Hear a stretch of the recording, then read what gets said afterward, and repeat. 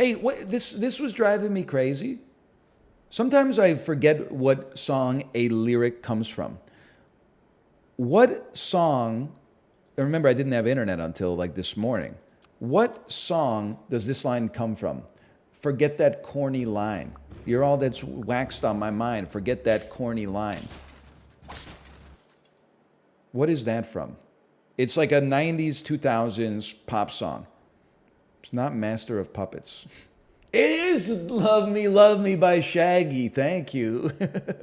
You're all that wax on my mind. Forget that corner line. Ooh, boy, I love you so. Never, ever, ever going to let you go. Hey, once I get my hands on love me, love me, love me, sex machine. Yeah, I know what you're talking about.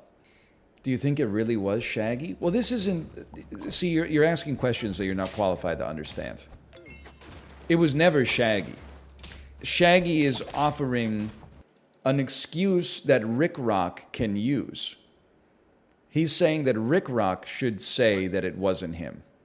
Shaggy didn't do anything wrong. He was just giving him like an opportunity. He was giving him like an impression for what Rick Rock could do to get out of the situation. But... And I know Shaggy has taken issue with this in the past, and I can understand why. Let me put it that way. At the end of the song, It Wasn't Me, Rick Rock realizes that it's him who caused the problem. And as a result, the mature thing for him to do is to just own up to the fact that it was him who was caught on camera and in the shower and so on and such as. So he's acknowledging that rather than make an excuse, he should just admit to the fact that it was him. Based, but it wasn't him. You need to watch the song or watch the music video again, okay? Because I feel like we're getting confused by things there's no reason to be confused by. Rick Rock admits it was him. Yeah, at the end he admits it was him. That's what I'm saying. Is Shaggy a gaslighter? Shaggy doesn't... Am I losing my mind? Shaggy didn't do anything. Shaggy's never been under suspicion. I know people are like, well, how did he know how to give the advice? I don't know. Fucking like 2,000 people in the chat never leave their house. They're always giving me advice on, you know, how to live a normal life.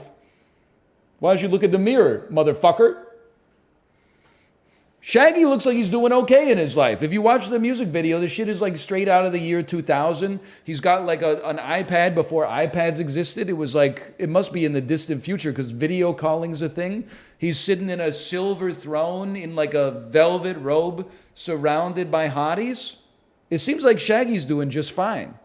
He didn't do it. I mean, I'm not saying that Shaggy has never done anything wrong. I'm simply saying that according to the rules of the music video, we don't know that Shaggy's, oh my God. We don't know that Shaggy's done anything wrong. As a result, like it's not fair to place him under suspicion. I didn't even freeze the pill.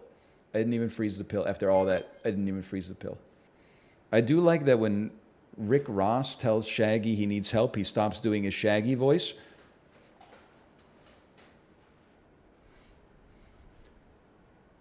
Rick Rock, Rick Ross. Two different guys. Rick Rock sounds like this. How could I believe it when you done another key? Rick Ross, bitch, I'm a monster, no good bloodsucker, fat motherfucker, now look who's in trouble. As I run through the jungle, all you hear is rumble, Kanye West sample, here's one for example. Okay, it's two different people. That is not Jay-Z's verse, because Jay-Z's verse is just like a rogues gallery of Universal Pictures monsters. Godzilla, King Kong, Nosferatu, Imhotep, Noxuna Moon. Everybody knows I'm a motherfucking monster. Oh, man. Sorry. It is the worst verse of all time. I don't know if people are going to hate me for what I'm about to say. I know Jay-Z is like extremely famous. I don't get it, man. Maybe I wasn't the right age for like the Blueprint Volume 2, but like at least on Monster, he's way behind the rest of the pack. You'll never recover from this. I'm just saying.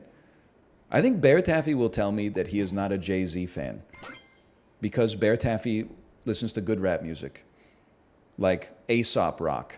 You ever think about how messed up it is? Forget about Rick Ross, Rick Rock. You got ASAP Rocky and Aesop Rock. This shit is confusing, man. Wait till you hear about Ice Cube and Vanilla Ice. I know this is an embarrassing admission that I've made before on stream, but I'm going to make it again. When I first heard Pretty Fly for a White Guy, I had no idea what the hell he was talking about when he said they didn't have Ice Cube, so he bought Vanilla Ice. I literally thought like he went to the store for ice cubes, but they didn't have ice cubes, so he had to buy like ice that was flavored like vanilla. Obviously, keep in mind I was like 10, but still. Can someone tell me what Shaggy did? I'm just being sincere. It's not for the bit or anything. Shaggy didn't do anything. All he did in the song was give advice to Rick Rock. Now, the advice was to gaslight his girlfriend. I'm not saying that Shaggy's like a good guy in the song. I'm simply saying that he's not being accused of it. He's a bad influence? Sure, so what? It's not illegal to be a bad influence. Again, I'm not saying you have to hand it to him. It's also not illegal for Rick Rock to cheat on his girlfriend. Wait. If anything, she should go to prison because she caught them on camera. Which I think it depends what state you live in, but that could be like a serious offense. Lady, you better call a lawyer. It's private property, she's fine. What if it's Rick Ross's house or apartment? Sorry, Rick Rock, I got confused again.